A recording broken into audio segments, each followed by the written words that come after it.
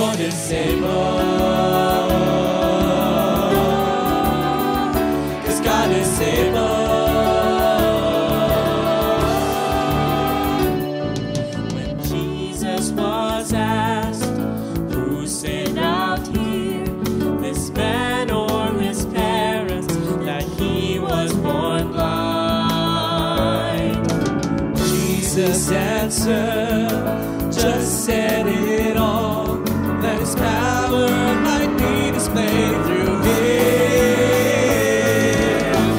God is able, God is able, God is able, God is able.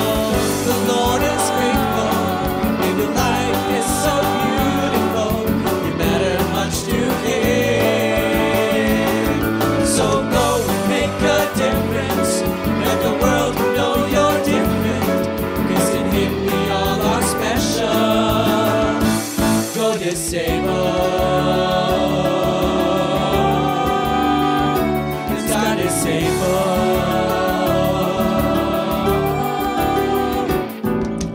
Broken vessels we may appear to be, but our disability is a possibility. God will use you, oh, in his will. But the question is, will you let him? God is able, God is able, God is able, God is able. The Lord is faithful, and your life is so beautiful, you matter much to him. So go make a difference, let the world know you're different, 'cause in him we all are special. God is able, 'cause God is able. God is able, 'cause God is able.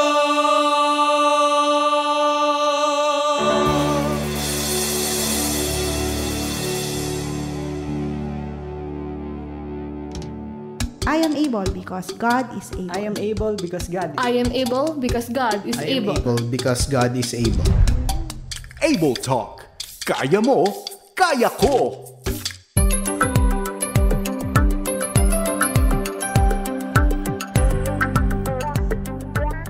Sa pinagpalang umaga, hapon, gabi, mga kaagapay, saan man po kayo sa mundo. Kung maaaring napapakinggan nyo po ito ay tayo po ay nasa traditionally tinatawag na Holy Week or Passion Week, na i-pray ho na tayo po ay binigyan ng Diyos ng pagkakataon na magsama-sama bilang pamilya, sama-sama with our brothers and sisters in Christ, at talaga hong magpaka-humble ho, talagang mag-surrender sa ating mabuting Diyos, at talaga hong matanggap at mag-recommit sa heart ni Jesus Christ who really carried the cross for us, that we may also carry our crosses daily, glorify God, and be a blessing to other people. At ganyan po tayo sa God is Able. Welcome to God is Able, at tayo po ngayon ay napapakinggan sa FEBC Radio TV, at tayo din po ay napapanood sa Facebook Live. Bukod po dyan, binabati po natin ang mga nasa YouTube channel ng 702 DZAS FEBC Radio TV, at maging sa ating partner television channel, sa mga nasa Channel 185 sa GCTV Cable Television tuwing alas 9 hanggang alas 10 ng umaga tuwing linggo. Now, bukod ho sa Facebook comment section, pwede rin ho kayo mag-message sa amin using our smart number 0999-223-5675. At pwede rin ho mag-message sa Globe 0916-296-6620. At para ho sa may mga friendly landline na paho dyan, pwede ho kami matawagan sa 8654-3322 Local 401. Ang God is Able ay miyembro ng kapisanan ng mga broadcaster ng Pilipinas at kami ho sa God is Able ay binubuo ng iba't iba hong mga brothers and sisters in Christ Jesus. Iba-iba hong mga Christ followers from different churches at nagsasama-sama po kami. At now, especially in this week, we are remembering Christ. We're here po to share the love of Jesus Christ, in particular for persons we call affected by disability or mga PADs. Hindi lamang PWDs, but PADs because we believe that it's them, but also their families and the community are affected by the reality of disability. And the heart of Jesus for them is love and compassion. And that's why po we partner with churches. Kung may mga pastors or leaders listening to this, we'd like to partner with you, help you form a team, help equip your team for the amazing opportunity of disability ministry sa inyo pong churches and communities. And sa kwento-kwento lamang po ng ating mga church partners, napakadami pong binuksan na doors ni Lord for friendship, for partnership, but also for ministry. So many lives, so many families. Nawa maging kasama po namin kayo. Just send us a private message sa ating Facebook page. And today po, we'll continue po our series. Napapansin niyo po yung ating po mga past conversations have been with persons po na mataturing nating nasa frontline po of healthcare and providing services po, frontline service para ho sa atin ho mga minamahal na persons affected by disability. Ang atin ho mabuting bagong kaibigan sa God is Able today is one of those frontliners. And we praise God for her life and the life of those involved in special education. Just a quick word about her. Si Teacher Deli po, Teacher Del for short, as I call her fondly, has been teaching children for some time already. And she's been teaching in MGC New Life as a Mandarin teacher and also as a SPED consultant in the ABLE Center, that's ABLE Center, and Skill Builders Therapy Services Corporation. Maybe she'll give us an idea later of what she does in those respective institutions. She hopes and prays that through teaching, she can spread God's love, not only to kids, but also to their families as well. In short, she has the same heart we have as God is Able. And so we welcome our new friend, Teacher Deli. Welcome to God is Able, Teacher Deli. Yes, thank you po, Pastor Pao, for inviting me. It's been a privilege po. I hope that today would be a fruitful day for all of us. I know, Teacher Deli. It will be. But before anything else, how are you? What have you been up to lately as a teacher? As usual po, hindi naman po natatapos ang pagtuturo. So, thank God naman po na kahit po pandemic, nandito pa rin po, nagbibigay serbisyo po sa mga students at sa mga parents. Ayan po. Praise God. Siguro, just like any testimony, let's start from the very beginning. Simulan natin sa umpisa ng ngayong special journey. Teacher Deli, hindi naman lahat ng tao po ay tinawag at binigyan ng pagkakataon maging SPED teacher. And for you, how did you end up in this blessed calling to be a SPED teacher? Actually, Teacher Pao, before, nung ako ay fourth year high school, wala po talaga akong balak and wala akong any idea about SPED. Ang gusto ko po talaga is maging writer, kumuha ng literature, or maging lawyer. Tapos po, binigay ko yung recommendation letter ko sa aking teacher.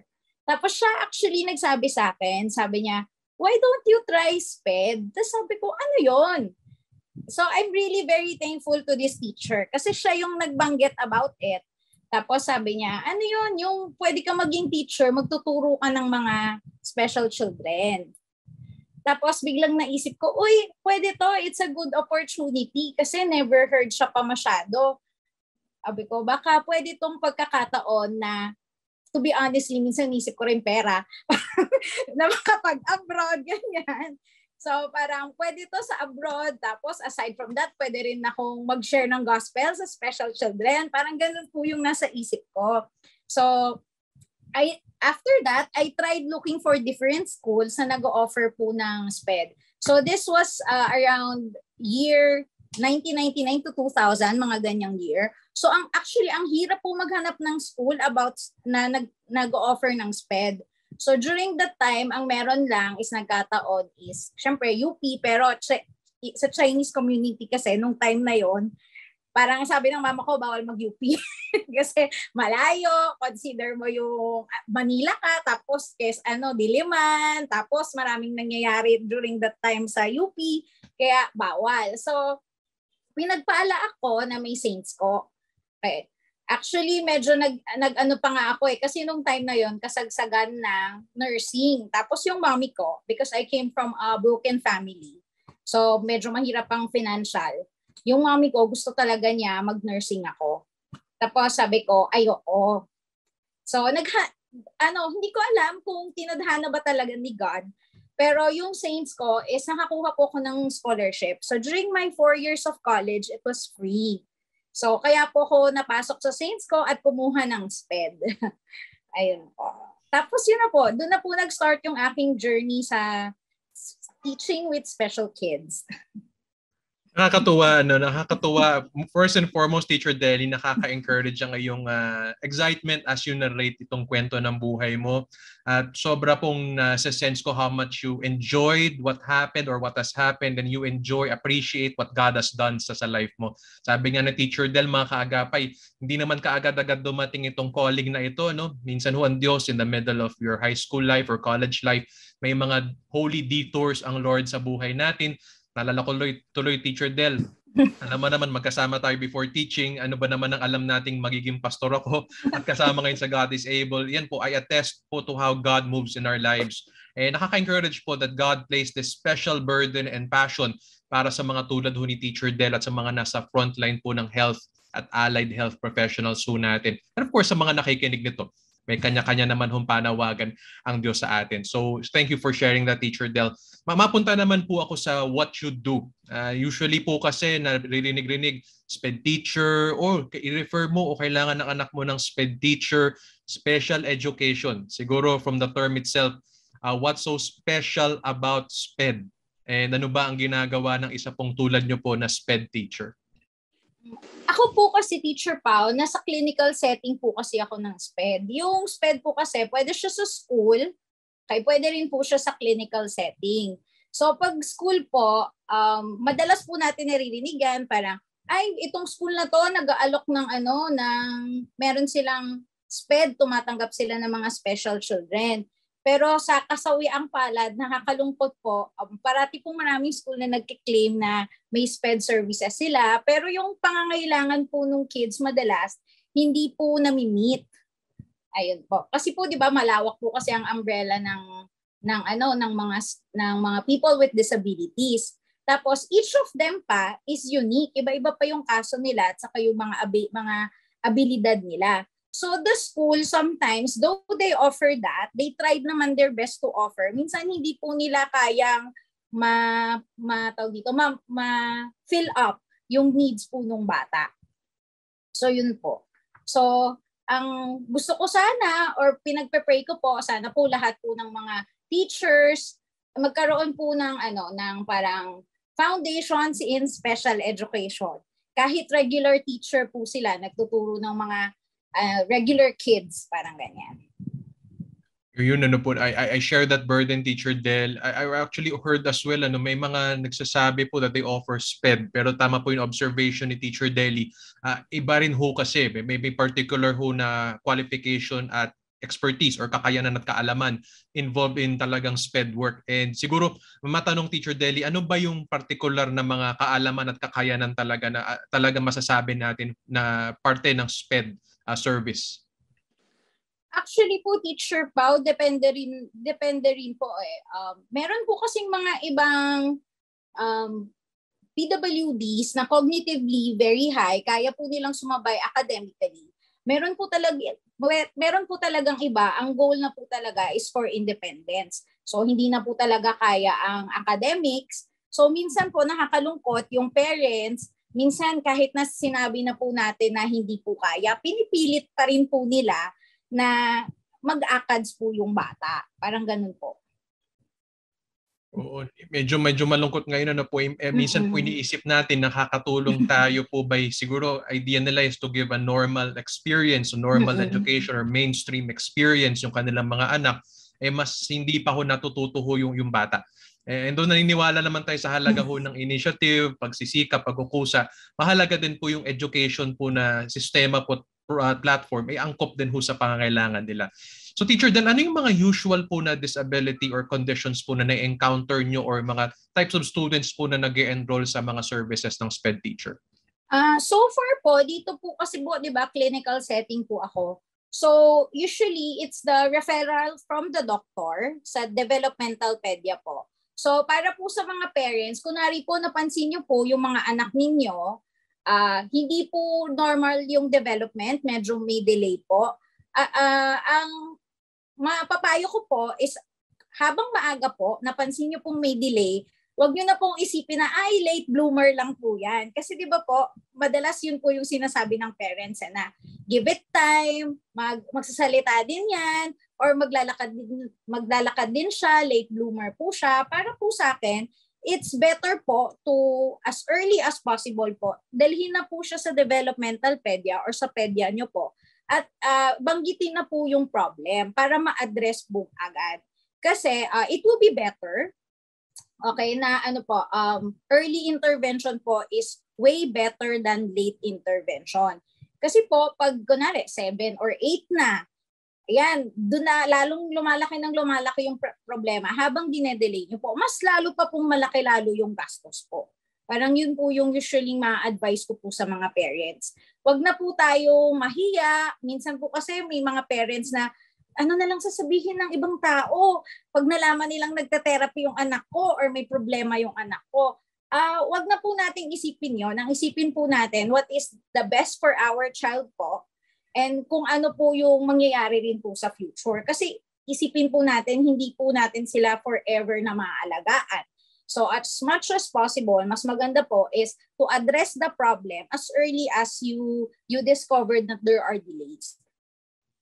There is so much to unpack there, Teacher Deli. Ano naman nabanggit mo yung mga realidad po, especially for mga magulang or carers ng mga kabataan po nating may kapansanan.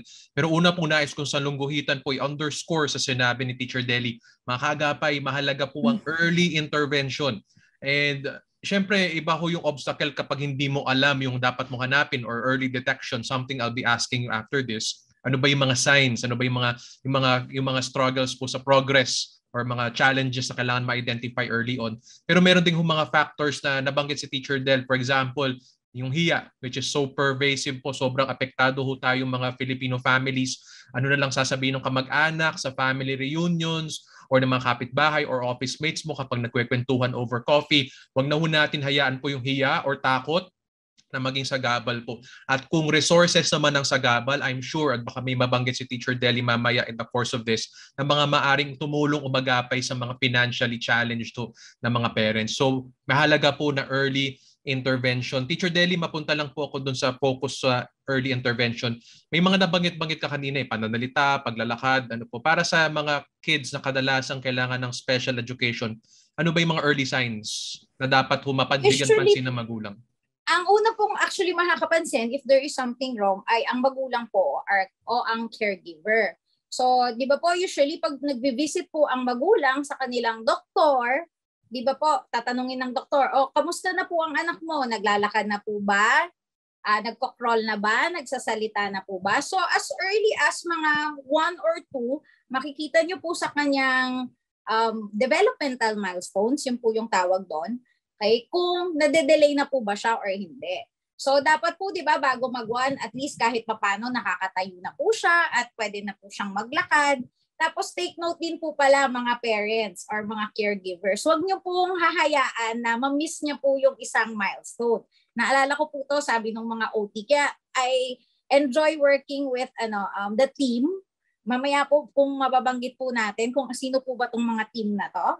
Okay? Kasi po sila po nagsabi sa akin na kunwari, di ba may ibang magulang masaya na, ay naku, yung anak ko nakalakad na, hindi na siya nag-crawl. Hindi daw po pwede yan. Dapat po, kailangan mag-crawl po siya bago po tumayo at maglakad. Yun po yung tinuro sa akin nung mga OT nalaman ko. Ayun, na dapat kailangan in the proper sequence po. Tapos po, ang pananalita, dapat mga at least by 1, may mga 50 words na raw po ang bata. So pag less than that po, baka po there is delay na po sa kanyang speech and language development. Teacher Del, sorry po, before you continue, just so that ma-capture nila po dapat ho before makapaglakad, nakapag-crawl. Po, payo po ng occupational therapist. Pangalawa, sa speech, tama bang dinig ko, by age 1, 12 months, 50 words? Opo, more or less, meron na siya mga 50. 50 words, meaning these are simple, mama, papa, dada. Yes, yung mga ganyan po. Okay, sige, go on, Teacher Deli. Baka may iba pang signs. So far, yun po yung natutunan ko kasi yung pamangkin ko, ayan, medyo delayed po siya sa speech. So dahil, ewan ko, pressure ko ata yung kapatid ko dahil sped ako. Parang, ano na ba ang mga development ng batang yan? Ganito na, bakit ganito? Ganito pa yung hindi pa siya marunong. Baka kailangan pa-check up po na yan. Mga ganyan po. So, yun po usually. So pag napansin niyo pong may mga delay na po siya, tapos pansinin niyo po kung may awareness siya. Actually, usually one of the signs is kung may eye contact po yung anak nyo, pag tinawag mo, lumilingon, tinawag nyo sa name, nagre-respond po ba, those are really one sign kung may something wrong po. Ayun po. So, yung dinagdag ni Teacher Del, pag hindi nagre-respond sa pangalan, so I guess meron na silang pag-figure out ng pangalan nila. Age 1 pa rin ba to? Yes po. Pansinin niyo po, di ba yung mga baby, kahit bata pa mga 8 months, 6 months, tawagin mo yung name. Di ba lumilingon po sa inyo? Right. And then ibagi Teacher Deli, may eye contact. Mag-sustain na eye contact. So again, may physical, merong speech, meron pong mga simple body movement. Mapapansin po natin. At again, wag matakot, wag mahiya. Maghingi ka agad ng tulong sa atin mga espesyalista, sa ating mga developmentpedia, mga therapist natin para malaman ano po bang stage ng development ng ating anak. And nabanggit mo kanina, Teacher Deli, hindi na po kita i-delay. May team kang nabanggit kanina. So you maybe like to share about sino-sino ba yung involved sa pag-diagnose at pagtulong sa mga ganitong cases po? Usually po, ganito po yon. So first, napansin nyo po na kunwari may delay po ang ating anak. Ang una-una nyo pong gagawin is pumunta po kayo sa inyong pediatrician. Tapos si pediatrician po, minsan may mga test po siyang papagawa sa iyo or pwede niya po kayong i-refer na po sa developmental pedia.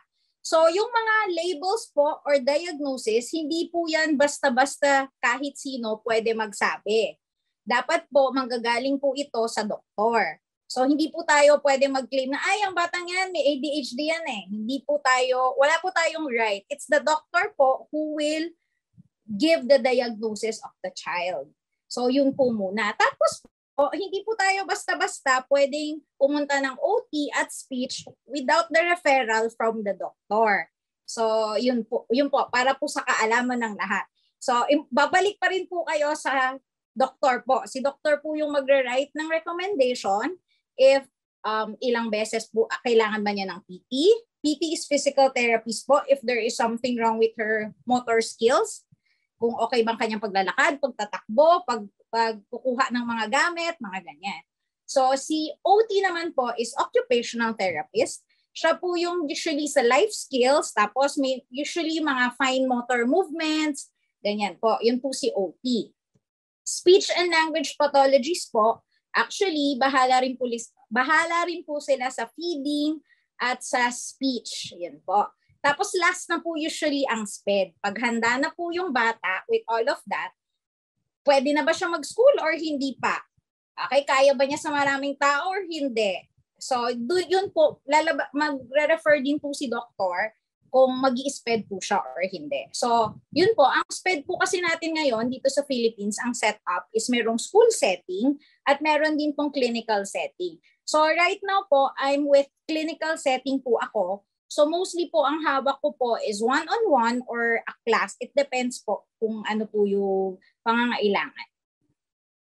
I hope po na take note. If not, mga kaagapay, mga magulang, pwede nyo naman po i-rewind po itong video na to sa Facebook at sa YouTube. Ano po, may mga bumubuo ng team na mas nararapat po na mag-assess, mag-diagnose at magbigay ng recommendations kung paano ho ba natin mas maagapan ho, matutulungan, pagpalakihin ang ating mga anak ko na may special needs. Kaya nga po special needs, kailangan din ng specialized care. So yun po, wag ho tayo mag-jump to conclusions. May mga napapansin tayo o wag tayo magtanong lamang kay BFF, kay Momshi, o sabihin ni Momshi, ay ganyan yan. Ay wag ho kaagad ho tayo po maniwala ng ganun-ganun lamang po kahit speaking from experience po siya. At pangatlo po, wag ho tayo lamang mag-rely sa article sa online. Kailangan po talaga makita, talaga makausap tayo. At yun nga po, properly diagnose ang ating pong anak. Teacher Deli, curious question lamang, speaking of the experience of parents and carers, baka kasi iniisip nila kaya nagkaganon yung kanilang batang anak o sanggol na lumalaki is because may pagkukulang sila sa early stages ng pagpapalaki o pag-aalaga. They might even blame themselves. Meron ba kaming hindi ginawa? Nagpapapedya naman kami, nagpapa-check up, nagpapa-vaccine and all that. So sa critical stages na babanggit mo yung 1 to 2 years of age, and beyond that, meron bang role, meron bang mga challenges ng parents in how they first treat or care for their children that might contribute to this? O lahat po ba to tipong genetic lang or acquired lang or bigla? We can consider a lot of factors po. So first is for the parents, prenatal care is very important. So sa onset po ng pagbubuntis po ng parent, bawal pong magkabisyo kasi may iba po, yun po yung nagkakos bisyo gaya ng pag-iinom, pag-i-smoking, and doing stressful things sa mga kasama po dun sa baby. Pwede po yun. Another factor is nung napanganak na po yung bata, nagkasakit po yung bata. Pwede rin po yun ng factor. Yun po yung nag-cause. Pwede rin pong hereditary. Meron po sa isa sa mga kamag-anak or malayong kamag-anak, meron. Possible din po siya. Pero may mga cases po talaga minsan na unknown causes po. Hindi po natin alam. Basta binigay po ng Diyos na ganyan. So yun po. Kahit po minsan di po natin maintindihan, masakit po, pero minsan po may reason po. Actually nga po, Teacher Pao, sometimes po, mas naririnig ko pa po yung faith po ng children mismo na with PWD. Sila pa yung malalakas ang faith kay God. Mas accepted po nila kaysa dun sa mga ibang taong nakapaligid sa kanila about their disability. Ayan, sakto-sakto na banggit mo po yung role of faith at syempre pong faith in God. Mamaya mapag-uusapan namin ni Teacher Del ang mga learnings niya sa kahalagahan po ng ating spiritual life at faith sa ganitong klaseng experience. Nabanggit ni Teacher Deli po na wag ho natin kaagad sisihin ang ating sarili dahil marami pong factors.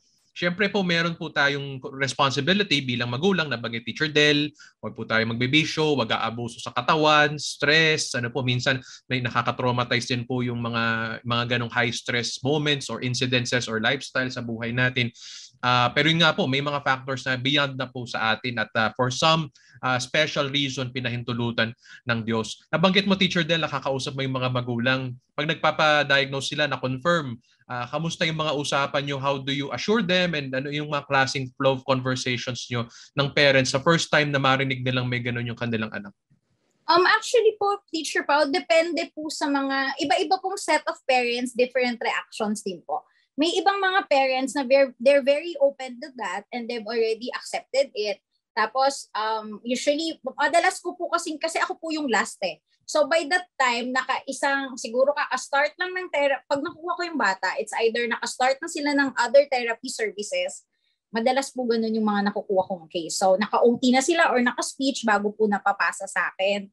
So minsan may mga ibang parents po, they've already accepted it. They're very open about it. And they're very direct on parang, teacher, ito po yung gusto ko pong mangyari sa anak ko. Ito po yung goals ko po. Ano pong pwedeng gawin? Sometimes naman, may mga parents na they're very lost. They don't know what to do. Actually, feeling ko ang kailangan din po natin, kaya nagpapasalamat din ako na merong God is able para ma-inform po yung mga parents. Kasi marami pa rin pong mga tao, hindi pa rin po sila inform. Kahit na minsan nagpa-doktor na sila, yung mga next steps po ba, hindi na nila alam kung ano po yung gagawin. So, ayun po, madalas yung parents, either they're very open, May ibang parents very low. So minsan, ang madalas kong itanong sa parents is, ano po ba ang gusto nyo pong mangyari sa anak nyo in the future? Ano po ang gusto nyong makita para sa kanya? So from there, we will work on that. So madalas po kasing mga cases na nakukuha ko is mga preschool age. Though may mga ano na rin ako teenagers or adult, may iba lumaki na sa akin from bata hanggang adult na sa akin. So iba-iba po actually yan. Thank you, Teacher Deli. Baka may mga magulang na nakarelate. Baka kayo yung mas open or leading towards mas open to acceptance. At doon naman baka may nakarelate na nagsabing kung nga, Teacher Del, Brother Pao, hindi pa talaga namin lubos sa pag-isipan na pag-pray at na pag-usapan mag-asawa yung nangyari. And baka na po project ho natin sa anak ho natin in many ways ang atin pong disappointments and frustrations. Mahalaga po yung role ng acceptance. At again, nandito po yung atin pong team, yung team na binabanggit ni Teacher Deli upang tulungan po tayo unawain. I think po with knowledge po makes acceptance easier for us na alam natin ano po. At syempre perspective also helps. Yung tanong ni Teacher Del, ano bang gusto natin makita o pinagpe-pray natin para sa anak ho natin? Teacher Del, on a more hopeful note, doon sa mga marami mo nang nahawakan or natulungan mga cases, meron ka bang mga fond memories o nakakatuwang mga kwento, testimonies mula sa mga nahawakan mo? Nakita mo that even surprised you to show that God is even able to work through someone with special needs? Yes, marami pong cases. Usually, yung mga bata na kukuha ko, kadalasan wala pa silang alam, they cannot talk. Sometimes when you talk to them, parang wala ka talagang kausap. Sometimes it's frustrating. But as months passed by, nakikita ko po yung development. Like dati meron akong kid, nag-start kami talagang wala. Hindi talaga nagsasalita, nananakit pa.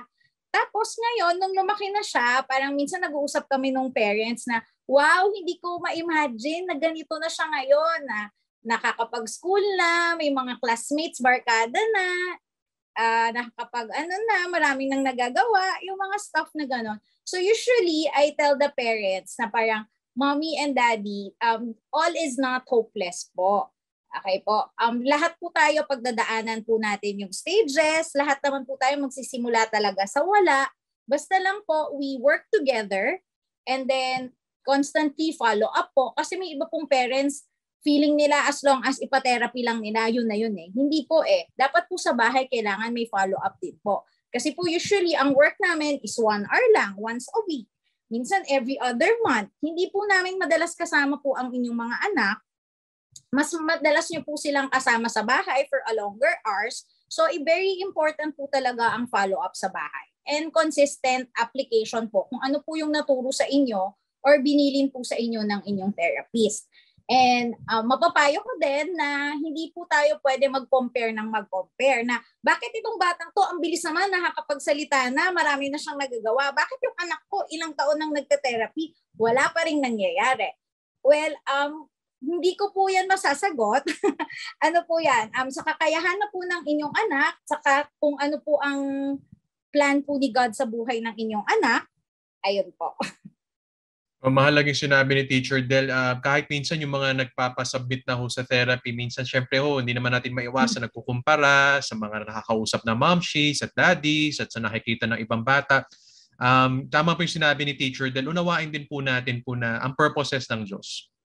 I think it helps us accept na may Diyos ho na nangingibabaw ho sa situation at sa buhay-buhay natin at may Diyos na may characteristic ho of mercy and goodness towards us.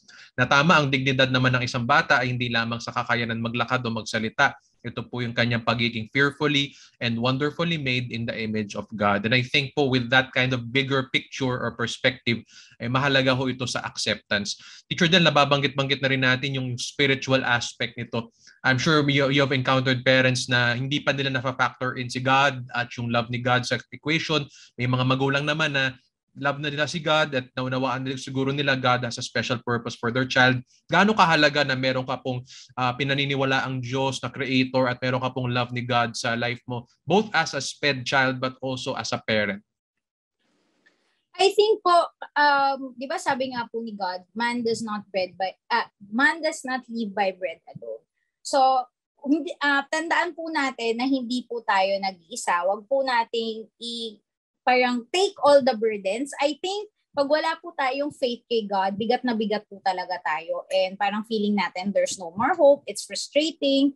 I think with God, with our side, having faith in Him, things would parang meron pong nagpupush sa atin na nag-encourage sa atin na kahit mahirap, this will be part of God's story. Your life can inspire other people. So as much as possible po, meron po dapat tayong pananampalataya kay God. And ituro din po natin sa ating anak. Ayan, God is able na God is able ang Spirit at ang sharing sa atin ni Teacher Deli.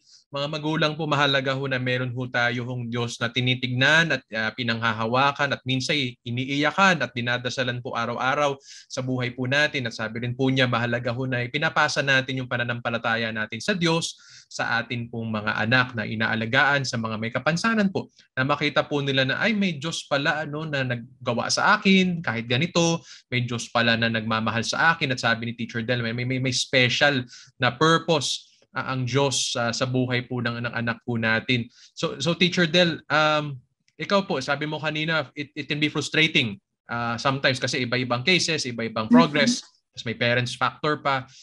How do you cope up with the frustration at paano mo binabalik-balikan po itong excitement na naririnig namin sa'yo to serve and to educate po SPED children? Actually, Teacher Pro, I'm thankful na this year na napunta po ako sa MGC kasi natuto po ko lalo hindi ako prayerful person, to tell you honestly. Mas, siguro nasa scholastic side ako when it comes to exploring the Bible and God. So, hindi talaga ako very prayerful. Pero nung napasok po ako sa MGC New Life, natuto akong mag-pray, lalo na hindi lang para sa akin, para po sa ibang tao. So, I've learned to pray for my students and their families as well. So, parang yun po yung isa sa mga natutunan ko this pandemic actually. Na to put everything, when everything is hopeless actually hindi hopeless, okay? Parang God is actually teaching us to rely on Him. Yun po yung pinaka-lesson na na-learn ko rin for this pandemic. Kasi po bigla pong na-pay cut talaga ako. Kasi no work, no pay po kasi yung SPED. Yung work ko po.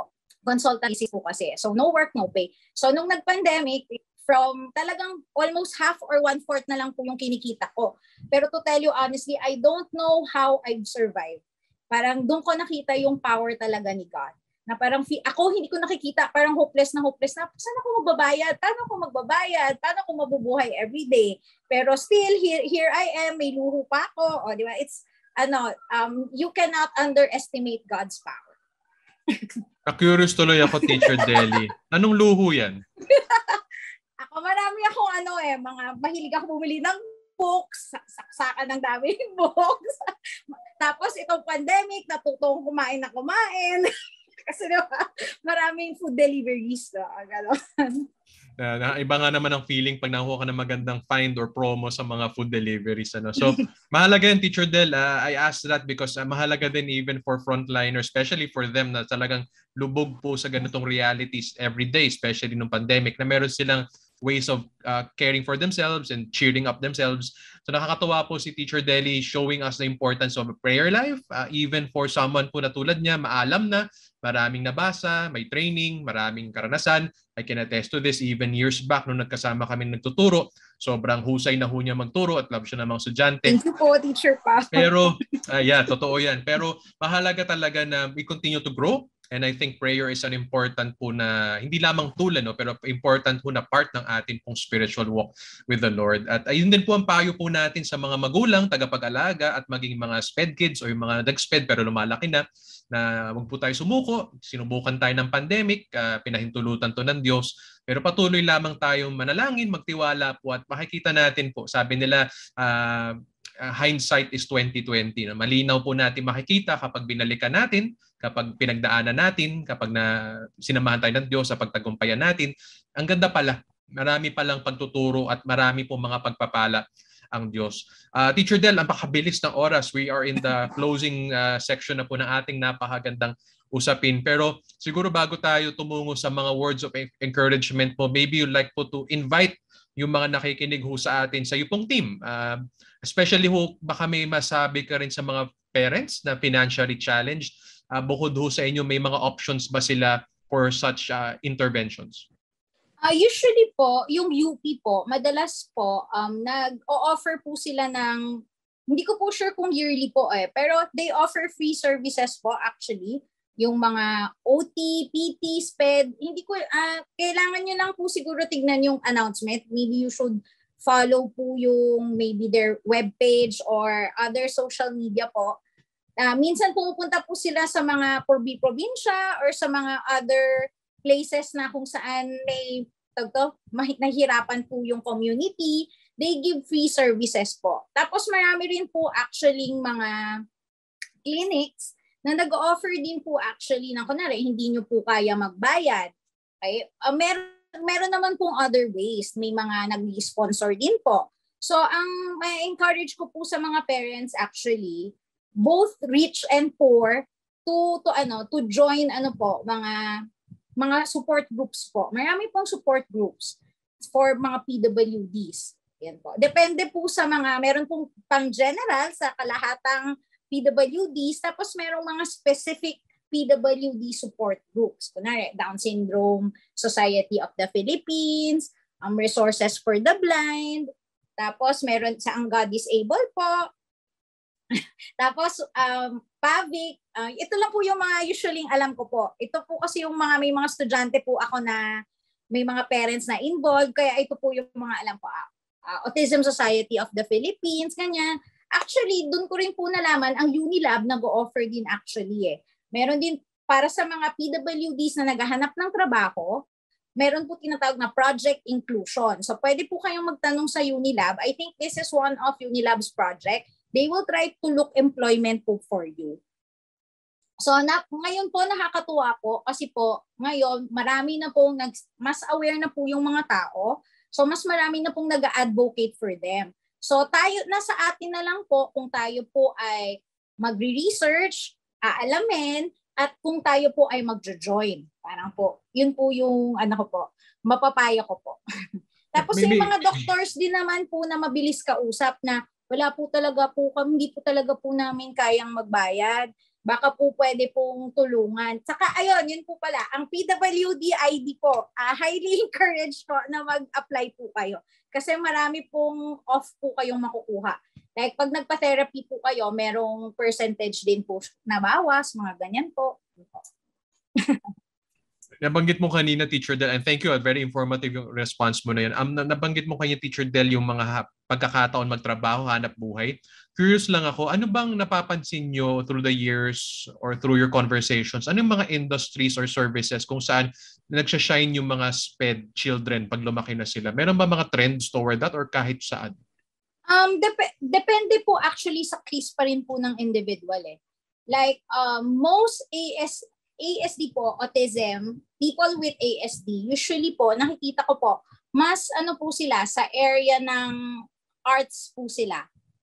Like mga drawing, tapos yung pag-iisip po talaga nila iba Sa pag-iisip natin, may iba sa kanila, very highly functional, may nagiging doktor pa nga Meron po tayong isang kid, Teacher Pao, hindi ko po alam kung naabutan mo pa po siya, pero ngayon po, na po siya, parang coach na siya, nagde-design na siya ng mga exercise programs, ganyan. Natutuwa ko kasi parang naging student pa siya grade 3 or grade 4.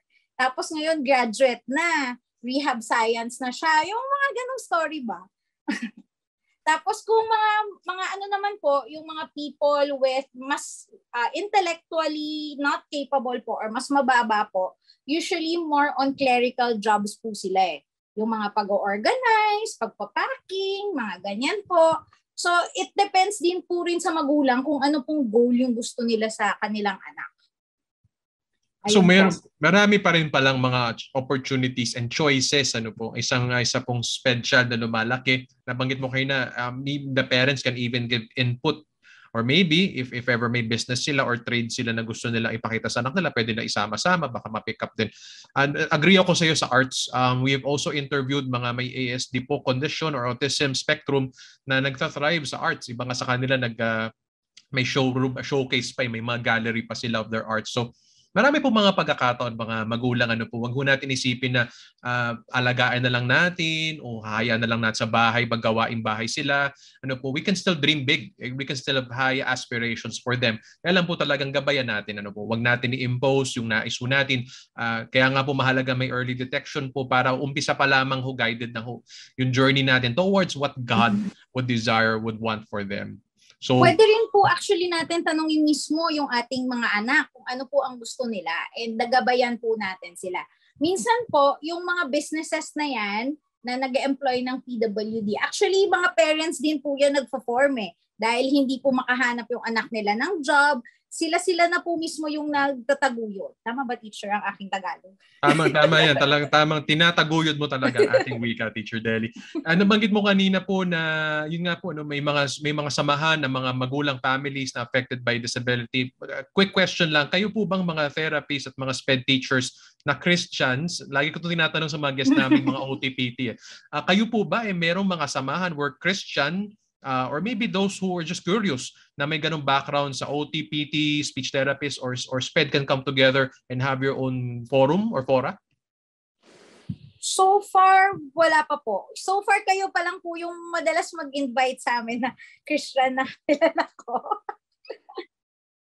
So far, Teacher Del, consistent yung answer na yun. So, mukhang prayer item siya natin sa Christian community na magkaroon tayo ng mga health professionals na meron po nakasama. is resources for the blind.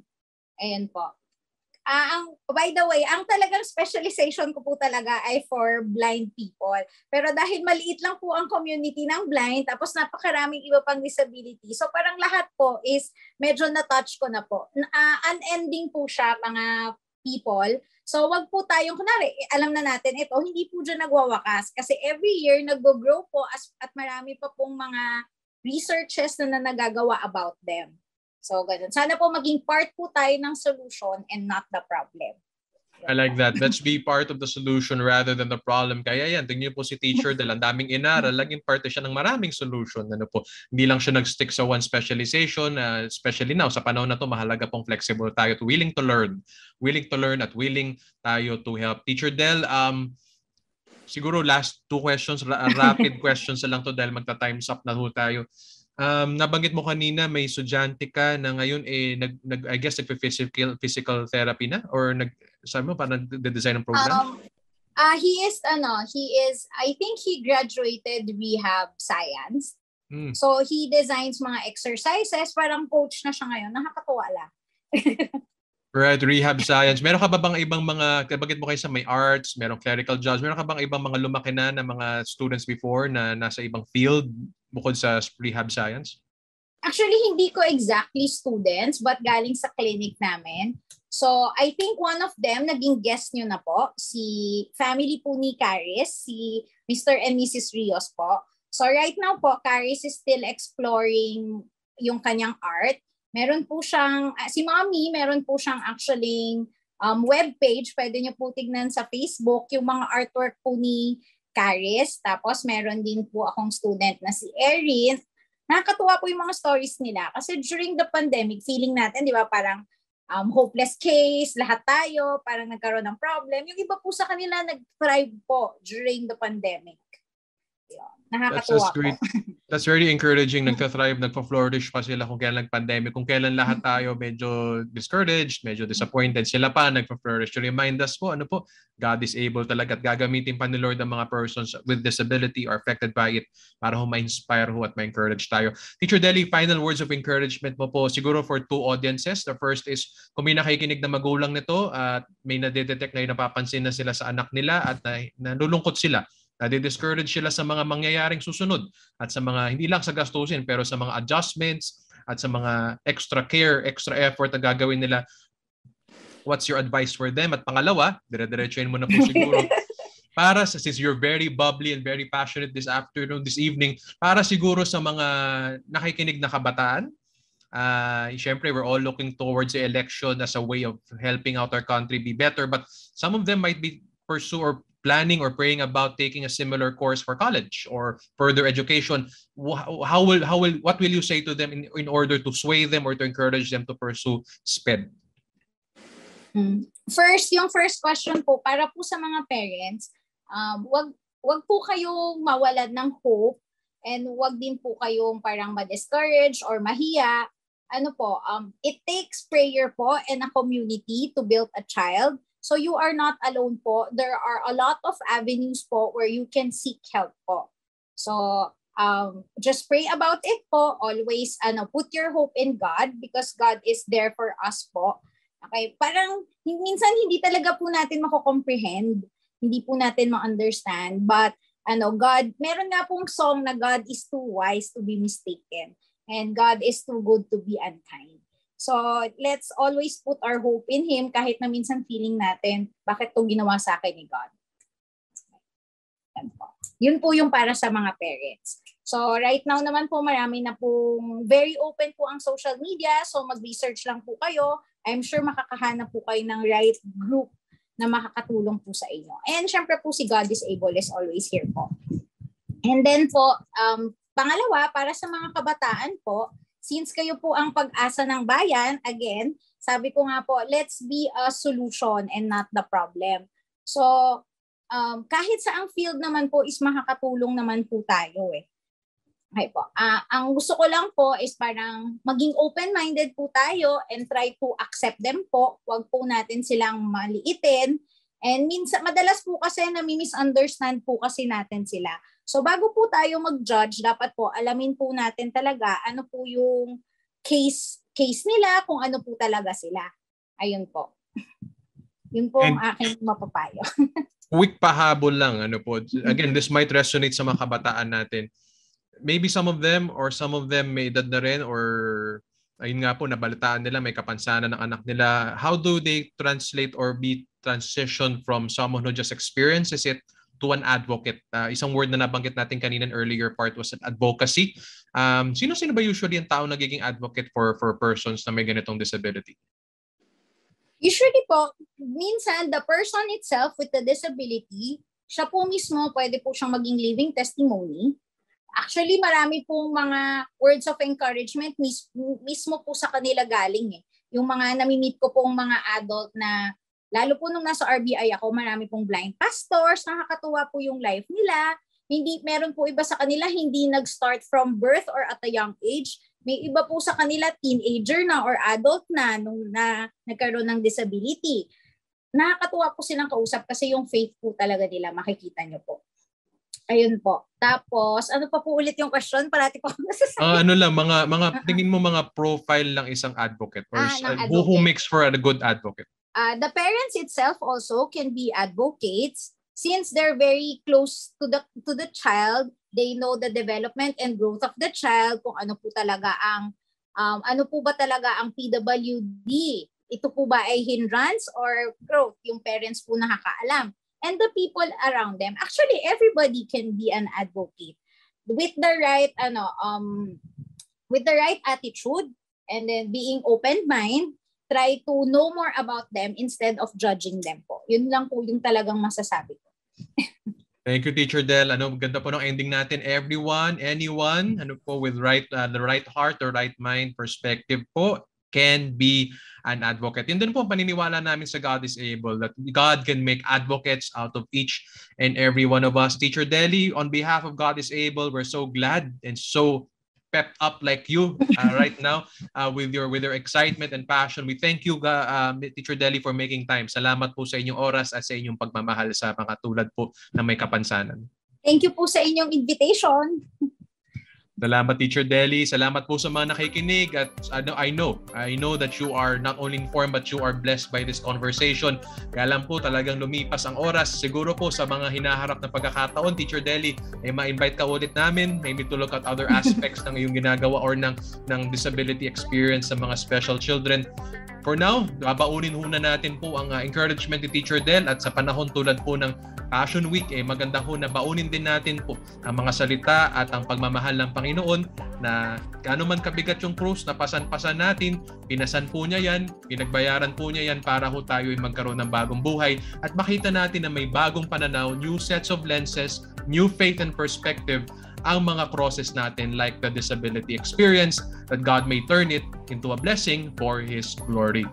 Natapos na po ang halos isang oras mga kaagapay. Maraming salamat sa inyong pakikinig, pagkokomento at sa inyong pagmamahal. Ito po ang programang God is Able, serbisyo para sa mga PWD. Ako po si Brother Paulo Sanchez. Binabati po natin lahat na nakikinig o makikinig pa lamang nito. Kami po ay nandito para maglaan ng katatagan at pag-asa sa mga Filipino PWDs. At naniniwala po kami, from disability, there are amazing possibilities. God bless you po. We love you. God is able. From disability to possibility.